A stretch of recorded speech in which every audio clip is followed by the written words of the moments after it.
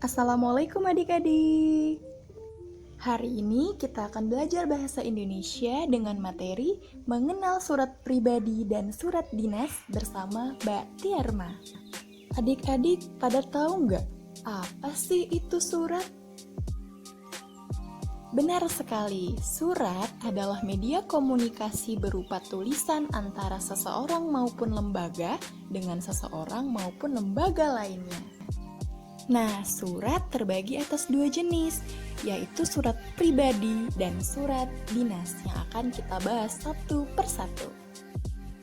Yang pertama ada surat pribadi. Surat pribadi adalah surat yang berisi keperluan pribadi yang biasanya ditulis secara pribadi pula dan ditujukan kepada orang lain dengan menggunakan bahasa yang santai. Untuk lebih mempermudah, perhatikan contoh surat pribadi berikut ini.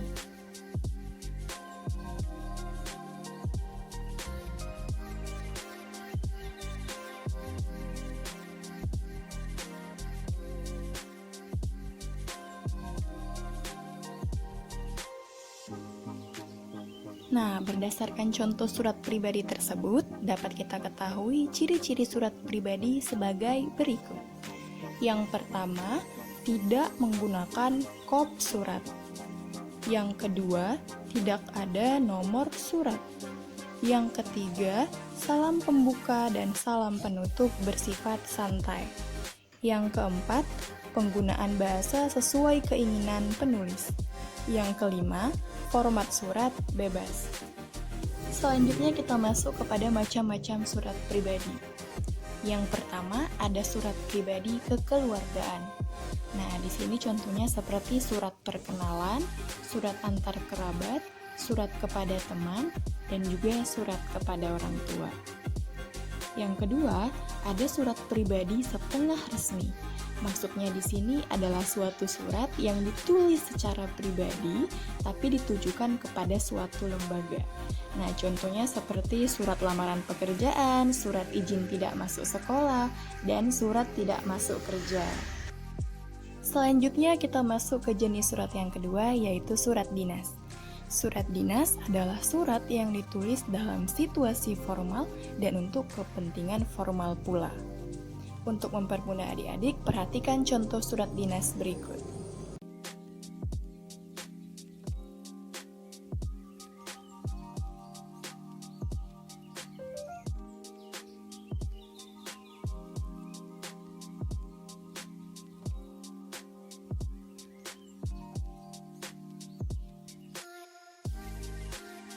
Berdasarkan contoh surat dinas tersebut, dapat kita ketahui ciri-ciri surat dinas sebagai berikut.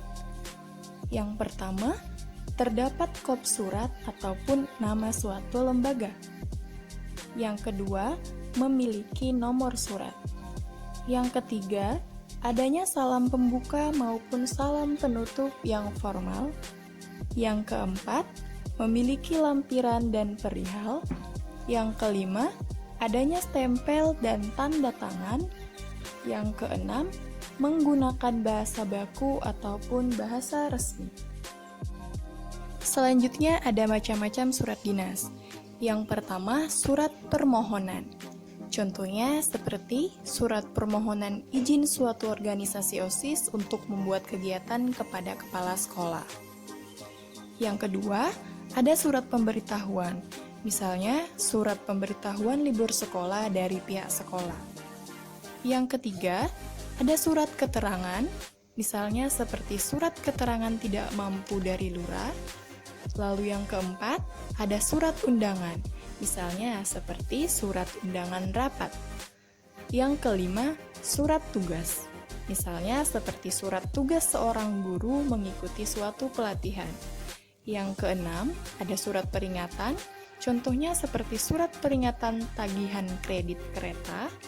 Lalu yang ketujuh, ada surat panggilan, misalnya seperti surat panggilan orang tua. Cukup sampai di sini saja materi kita. Untuk adik-adik yang punya pertanyaan ataupun masih ada yang belum mengerti, bisa langsung diskusi dengan kakak di WA Group ya. Terima kasih adik-adik.